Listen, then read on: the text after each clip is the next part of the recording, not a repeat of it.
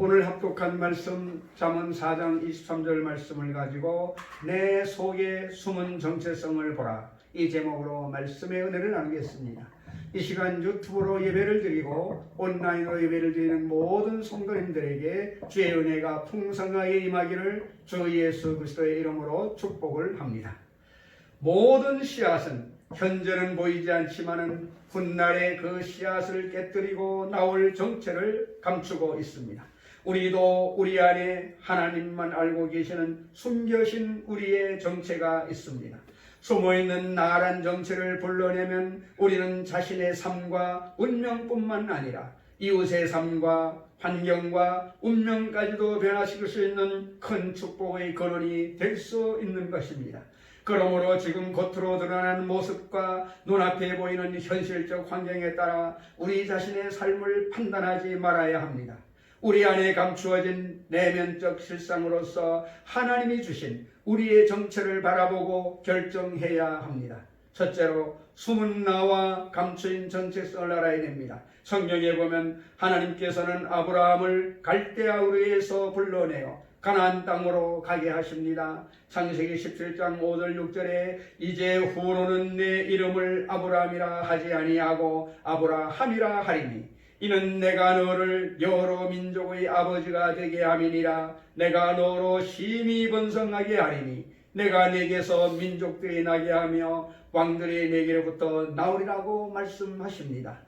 보통 사람은 안 보이지만 하나님은 아브라함이라는 사람 속에 많은 민족이 들어있는 것을 보셨습니다. 아브라함이라는 탈을 벗어나면 그 속에 진실한 아브라함, 많은 민족의 조상이었던 것입니다. 창세기 17장 15절 16절에 보면 또 내 안에 사레는 이름을 사레라 하지 말고 사라라 하라고 말씀합니다. 사레의 참된 모습은 사라입니다. 그는 자식이 없는 사레지만 진실한 정체성은 사라였습니다. 사라라는 말은 많은 민족의 어미라는 말입니다. 하나님은 사레 속에 사라가 들어있는 것을 보셨습니다. 1979년 베네수엘라 정부는 세계 최초로 기능개발 장관을 신설하여 초대 장관으로 루이 알베르토 마케도를 임명했습니다. 그는 나는 천재 아동이란 말을 믿지 않는다. 누구나 나면서 천재가 될 소질을 가지고 있다. 그렇게 말했습니다. 밖으로 봐서는 바보 같지만 속을 열어놓고 보면 다 천재가 될 수 있는 정체성을 가지고 있습니다. 아마존 원시림에 사는 35명의 인디언 아이들에게 일본에서 초청한 유명한 바이올린 연주자를 데리고 와서 10주 동안 바이올린 연주를 가르쳤습니다. 일본의 바이올리니스트는 음악 이론을 가르치기 전에 바이올린을 다스리는 방법부터 가르쳤습니다. 10주 후에 원시림에서 전혀 교육을 받지 못한 어린들이 베토벤이나 하이든 같은 어려운 곡을 국립청소년 오케스트라와 협조했다는 것입니다. 인간 내면에 보이지 않는 자아가 있어 얼마든지 새롭게 될 수 있는 잠재력을 무궁무진하게 가지고 있다는 것입니다. 그러므로 우리의 올바른 정체성을 찾아내야 됩니다. 성경에 보면 사사기 6장 12절로 14절에 기드온이라는 사람이 있습니다.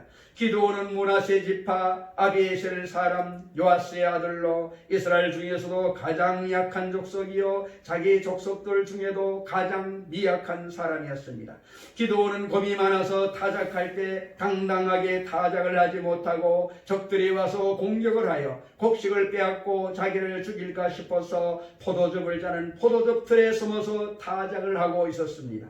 그런데 갑자기 천사가 나타나서 타작하고 있는 기드온에게 큰 용사여 하나님이 너와 함께 계시도다 라고 말씀합니다. 기드온은 자신이 큰 용사로 이스라엘을 적군에게서 구출해낼 수 있는 사람이라는 것을 몰랐습니다. 천사의 말을 듣고 자기의 정체성을 깨달은 그는 300명 용사들을 선택해서 이스라엘 적군의 포위에서 건져낸 위대한 용사가 된 것입니다. 이새의 막내 아들 다윗이 있었습니다. 이새의 막내 아들 다윗은 이미 이스라엘 왕이 될 정체성이 있었습니다. 이스라엘 역사상 가장 위대한 왕이 된 것입니다. 그는 헤브론에서 7년간 왕으로 다스렸고 예루살렘에서 33년을 다스려서 이스라엘을 팔레스타인에서 가장 위대한 나라로 만들었습니다. 베드로는 요한의 아들 벳세다 출신으로 가버나움에서 고기잡이를 하며 살았습니다. 그의 형제 안드레의 인도로 예수님을 만났는데 어부들은 베드로를 별 볼 일 없는 사람으로 보았습니다. 시몬이라는 이름은 갈대라는 뜻입니다. 그런데 예수님은 시몬을 베드로라 하시고 반석으로 청하십니다. 신약시대에 예수님이 십자가에 죽었다가 부활에 승천하시고 난 다음에 예수 그리스도의 교회를 이끌어 나가는 가장 위대한 수대자가 바로 베드로였습니다. 마태복음 16장 18절에 또 내가 네게 이르노니 너는 베드로라 내가 이 반석 위에 내 교회를 세우리니 음부의 권세가 이기지 못하리라고 말씀합니다. 눈에 보이는 내 속에 눈에 안 보이는 내가 있습니다. 우리가 새롭게 될 수 있는 가능성이 얼마든지 있습니다. 몇 년 전에 그 미스 말러의 음판 대양이 한국을 방문하여 아프리카의 굶주리는 교도소 재소자들과 에이즈 환자, 고아들을 위한 지원을 호소했습니다. 아프리카의 말라에는 인구가 1,200만 명밖에 안 되는 작은 나라이지만 인구 중에 10분의 1이 넘는 140만 명이 에이즈로 고통을 받고 고아만 해도 100만 명이 넘는 어려운 상황에 처해 있습니다. 음판대양은 평범한 소녀로서 주님이나 섬기고 성가대에서 찬양하고 일생을 보낼 줄 알았는데 그 속에 자기 나라를 대변할 문화사절이 들어있는 줄은 꿈에도 몰랐습니다. 음판대양은 미인대에 우승을 한 후 예수님을 따르는 문화사절로 변화된 것입니다. 그는 여러 나라를 돌면서 예수님의 사랑을 전하고 아프리카의 어려운 실상을 알리며 지원을 호소하는 일을 계속하고 있습니다. 이처럼 우리는 신앙 안에 감추인 정체성을 발견하여 우리의 삶을 더욱 새롭고 변화시킬 수 있는 것입니다. 두 번째로 예수님 안에서 인류의 구원을 볼 수가 있습니다. 우리나라 국민뿐만 아니라 북한 민족도 예수님 안에서는 구원을 받아 하나님의 백성이 될 수 있는 가능성을 하나님은 만세전에 보고 계신 것입니다. 아담과 하와 속에 하나님은 70억 인구가 들어있는 것을 보았습니다. 고린도후서 5장 17절에 그런즉 누구든지 그리스도 안에 있으면 새로운 피조물이라 이전 것은 지나갔으니 보라 새 것이 되었다라고 말씀하고 있습니다. 이미 2000년 전에 십자가를 통해서 하나님이 새 사람을 만들어서 그 속에 넣어놓은 것입니다. 그렇기 때문에 죄를 짓고 불의하고 추악하고 버림을 받아야 마땅한 사람이 되어도 예수를 믿기만 하면 구원받은 자아가 감추인 것이 나타나는 것을 보게 되는 것입니다. 용서받고 의롭게 된 인간의 정체성이 그 속에 들어있는 것입니다. 로마서 3장 23절 24절에 모든 사람이 죄를 범하였음에 하나님의 영광에 이르지 못하더니 그리스도 예수 안에 있는 속량으로 말미암아 하나님의 은혜로 값없이 의롭다 하심을 얻은 자 되었느니라고 말씀하고 에베소서 4장 23절 24절에도 오직 너희의 심령이 새롭게 되어 하나님을 따라 의와 진리의 거룩함으로 지으심을 받은 새 사람을 입으라고 말씀하고 있는 것입니다. 이미 새 사람을 하나님이 지어놓았으니 믿음으로 입어라. 자기의 정체성을 발견하고 그것을 받아들이라는 것입니다. 깨끗이 씻고 성령 충만한 정체성을 가진 우리 사람이 우리 속에 들어있는 것입니다. 하나님은 이미 2000년 전에 건강하고 병이 낫고 튼튼한 사람으로 만들어 놓은 것입니다. 베드로전서 2장 24절에 신의 나무에 달려 그 몸으로 우리 죄를 담당하셨으니 이는 우리로 죄에 대하여 죽고 의에 대하여 살게 하려 하심이라. 그가 채찍에 맞음으로 너희는 남을 얻었나니라고 말씀하고 있습니다. 예수님이 십자가에 못 박혀 몸짓고 피 흘릴 때 우리의 진실한 정체성을 만들어서 우리에게 넣어주신 것입니다. 용서받고 의로운 우리, 거룩하고 성령받은 우리, 병고침받고 건강하게 된 우리의 모습을 그때 이미 만들어 놓은 것입니다. 그때 이미 아브라함의 복과 형통을 받은 자가 되게 만들어 놓은 것입니다. 하나님을 의지하면 아브라함의 복을 받고 형통을 얻어서 무엇을 먹을까, 무엇을 마실까, 무엇을 입을까 걱정하지 않도록 만들어 놓은 것입니다. 그러므로 우리의 정체성을 발견한다는 것은 그리스도 안에서 굉장히 중요한 것입니다. 갈라디아서 3장 13절 14절에 그리스도께서 우리를 위하여 저주를 받은 바 되사 율법의 저주에서 우리를 속량하셨으니 기록된 바 나무에 달린 자마다 저주 아래에 있는 자라 하였습니다. 이는 그리스도 예수 안에서 아브라함의 복이 이방인에게 미치게 하고 또 우리로 하여금 믿음으로 말미암아 성령의 약속을 받게 하려 함이라고 말씀하고 있습니다. 예수님이 우리 대신 저주를 받아서 형통과 축복을 이미 주신 것입니다. 그리고 이미 2000년 전에 십자가에서 부활, 영생, 천국을 우리에게 주어 놓은 것입니다.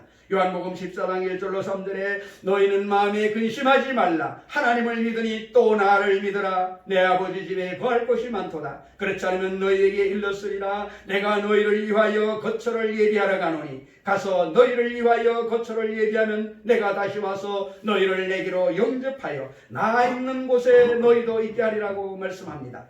그러니 예수를 무으로 모시면 우리는 이미 하늘나라 백성으로서 하늘나라 있을 집을 갖고 있는 사람들이 되었으니 얼마나 감사한 것인지를 알아야만 되는 것입니다. 예수님 안에서 자기의 정체성과 가능성을 깨달아 알아야만 되는 것입니다. 내 눈에는 아무 증거 안 보이고 내 귀에는 아무 소리 안 들리고 내 손에는 잡힌 거 없어도 베드로전서 2장 9절에 보게 되면 그러나 너희는 택하신 족속이요 왕같은 제사장들이요 거룩한 나라요 그의 소유가 된 백성이니 이는 너희를 어두운 데서 불러내어 그의 기이한 빛에 들어가게 하시니에 아름다운 덕을 선포하게 하려 하심이라고 말씀하고 있습니다. 이것이 우리의 참모습인 것을 알고 살아가야만 되는 것입니다. 일본의 노자와 시게오라는 식물학자는 1985년 츠쿠바에서 열린 국제과학기술 박람회에 놀라운 토마토 나무를 소개를 했습니다. 일반적으로 토마토는 한 나무에서 20개 내지 30개 정도의 열매를 맺는 것이 정상입니다. 노자와 시게오 씨가 개발한 토마토는 한 그루의 나무에서 무려 1만 2천 개의 토마토가 열렸습니다. 그런 토마토가 열매를 맺기 위해서는 모든 에너지를 열매 맺는 데 써야 하는데 뿌리를 흙속에 내리는 데 모든 에너지를 빼앗긴다고 생각을 했습니다. 그래서 그는 흙이라는 장애물을 제거하기 위해 물속에 영양분을 넣고 자라게 하는 수경 재배법을 사용했습니다. 그러자 이 열매가 30개 열리던 토마토 나무에 1만 2천 개의 토마토를 열게 한 것입니다. 우리는 예수님 안에서 모든 죄와 허물을 용서받고 가난과 병, 삶의 장애를 이겨낸 복받은 자라는 우리의 정체성과 가능성을 깨달아 알면 보통 사람이 아닙니다. 모두 다 놀라운 사울이 될 수 있는 걸 믿으시기를 주의 이름으로 축원을 드립니다.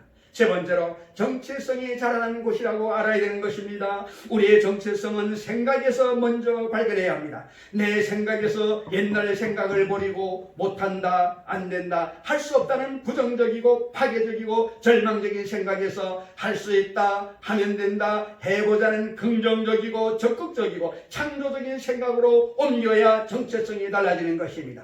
우리가 예수 그리스도의 십자가를 통하여 우리의 생각이 바뀌어질 수 있습니다. 십자가를 통하여 그 보혈을 통해서 나는 용서받은 나다. 나는 성령 충만한 나다. 나는 십자가의 보혈을 통해서 치료받은 나다. 나는 아브라함의 복을 받은 형통한 나다. 나는 부활 영생 천국을 얻은 나다. 나는 영혼이 잘됨 같이 범사가 잘되며 강건하고 생명을 얻되 넘치게 얻는 나다라고 생각 속에서 긍정적이고 적극적으로 창조적으로 인정을 해야만 하는 것입니다. 잠언 4장 23절 오늘 본문 말씀에 모든 지킬 만한 것 중에 독 내 마음을 지키라 생명의 근원이 예선 남이라고 말씀합니다. 그러므로 유치원 때 아이들을 긍정적으로 잘 가르쳐야 되고 학교에서도 아이들 생각을 잘 가르쳐야 되는 것입니다. 김성환 목사님이 기독교 교도를 세우는데 많은 교회들이 지원을 했습니다. 죄수들을 일반 교도소에 넣어놓으면 죄수들끼리 모여서 듣고 말하는 것이 죄지는 것만 듣고 말하는 것입니다. 죄수들을 변화시키려면 생각을 바꿔야 되는 것입니다. 새로운 자기 인생을 만들어야 되는데 그것은 기독교 교도소를 만들어 가지고서 들어가면 나올 때까지 늘 성경 말씀을 듣고 공부하도록 하면 저들의 생각이 바뀔 것입니다. 미국 시카고 로열라 대학교 프리드 브라이언트 교수는 사람들을 세 그룹으로 나누어서 심리 건강에 대한 실험을 하게 되었습니다. 매일 20분씩 일주일간 산책을 시킨 후에 첫째 그룹에게는 무엇이든 마음에 기쁨과 희망을 주는 대상을 찾아서 기록해오라고 과제를 내주었고 두 번째 그룹에게는 낙서, 쓰레기, 찌푸린 사람들 등 고통을 가져오는 절망을 가져오는 상황을 기록해오는 과제. 셋째 그룹에게는 그냥 되는 대로 걷는다고 생각하고 그냥 걷다가 오라고 했습니다. 그런데 일주일 후에 그들의 행복지수를 조사해보니까는 행복하고 좋은 것을 기록해온 사람들은 그전보다도 훨씬 더 행복해졌습니다. 반면에 불행한 것만 보고 들은 둘째 그룹은 불행하게 되었고 세 번째 그룹은 아무런 변화가 없었다는 것입니다. 한 가정의 가정인 아버지가 회사로부터 퇴근해 집에 와서 회사에서 일어난 모든 나쁜 일을 부인과 자녀들에게 이야기를 하면 그 부인과 자녀들은 아버지가 들어오기 전보다 훨씬 더 불행해집니다. 그러나 희망차고 즐겁고 아름다운 일에 대한 이야기를 해주면 가정이 활기차게 살아나는 것입니다. 정체성은 우리의 꿈에서 자라게 해야 되는 것입니다. 소원과 꿈을 올바르게 결정해 놓고 바라봐야 됩니다. 바라봄의 법칙인 것입니다. 아브라함에게도 야곱에게도 요셉에게도 바라보라고 했고 언제나 하나님이 축복해 주시려면 자기가 원하는 꿈을 바라보라고 한 것입니다. 가정에서 꼭 적어놓고 바라봐야 하는 말씀이 요한일서 3장 1장 2절에 있는 사랑하는 자여 내 영혼이 잘됨 같이 내가 범사에 잘되고 강건하기를 내가 간구하노라는 말씀 9절인 것입니다. 바라봄의 법칙으로 바라봄으로 정체성을 개발하는 것입니다. 삶 가운데 내일을 위한 최고의 선물은 꿈의 씨앗을 심는 데 있습니다. 여운 씨가 적은 최고의 선물이라는 책에서 힘들고 치열해지는 세상에서 살아남기 위해서는 복잡하고 어려운 전략을 세우는 것이 필요한 것이 아니라 신랄 같을지라도 꿈 하나를 가슴속에 심어두는 것이라 그렇게 말했습니다. 옳은 말씀인 것입니다. 지금 당장은 힘들고 어려워서 눈에는 보이는 것이 없고 손에는 잡힌 것이 없고 내 앞길이 칠같이 캄캄할지라도 꿈의 씨앗이 마음속에 있을 때 우리 심장은 뛰게 되어 있는 것입니다. 한 연구기관에서 최고의 수재들이 모이는 미국 아이비리그의 학생들을 상대로 장래 목표에 대해 조사를 했는데 목표를 뚜렷이 적은 학생이 전체 중에 2%에 불과했고 나머지는 미래에 대한 뚜렷한 비전이 없었습니다. 10년 뒤에 이들을 다시 조사를 했더니 목표를 적었던 2% 학생들의 수억이 전체 98%의 학생들보다 많았다는 것입니다. 미국의 리더십 교육관인 LMI의 연구에 의하면 미국은 전체 인구 중의 3%가 상류층, 10%는 중산층으로 자신의 삶을 여유있게 즐기고 살아가고 있는데 나머지 대부분의 서민층은 그저 하루하루 생계를 꾸려나갈 뿐이라고 말하고 있습니다. 이 중에서 우리가 주목해야 될 것은 3%에 해당하는 상류층은 10%의 중산층과 학력, 출신, 경력 등의 특별한 다른 점을 발견할 수가 없는데 3%의 사람들은 자신의 목표를 글로 적어서 분명하게 표현해놓은 사람들이라는 것입니다. 오늘 자신의 꿈과 분명한 목표를 적으시길 바랍니다. 우리의 분명한 정체성과 가능성은 꿈과 목표를 구체적으로 적고 그것을 바라볼 때 더욱 크게 자라고 확실하게 이루어지는 것입니다. 심리학자인 세드 햄스테더는 셀프 토킹이라는 자기 책에서 인간의 생각에 대한 통계를 말했는데 사람들은 하루에 깊이 자는 시간을 빼고 20시간 동안에 5만 내지 6만 가지 생각을 한다고 하는 것입니다. 그런데 문제는 이들의 생각의 85%가 부정적이라는 것입니다. 5만 가지 생각의 85%가 부정적인 것입니다. 게다가 사람들이 듣는 말도 75% 이상이 부정적인 말입니다. 그러므로 우리의 의식을 그대로 놔두면 부정적으로 되고 남을 비난하면서 인생을 마감해야 된다는 것입니다. 하나님은 긍정적이고 적극적인 생각, 긍정적이고 적극적인 꿈, 긍정적이고 적극적인 믿음, 긍정적이고 적극적인 말을 하기를 원하시는 것입니다. 우리 속에 감추어진 정체성을 생각과 꿈과 믿음과 말을 통해서 개발해내는 아브라함이 되고 사례가 되었듯이 하나님께서 우리의 인생을 새롭게 만들어 놓는 것입니다. 우리 속에 감춰진 위대한 인물이 있습니다. 자신이 위대한 인생을 개발해내시기를 바랍니다. 갈대와 같은 인생을 살았으면 오늘 베드로가 되시기를 바랍니다. 사울과 같은 인생을 살았으면 바울이 되시기를 바랍니다. 기적을 품고 안고 살아가는 우리 모두가 되시기를 저 예수 그리스도의 이름으로 축원을 드립니다. 기도하겠습니다.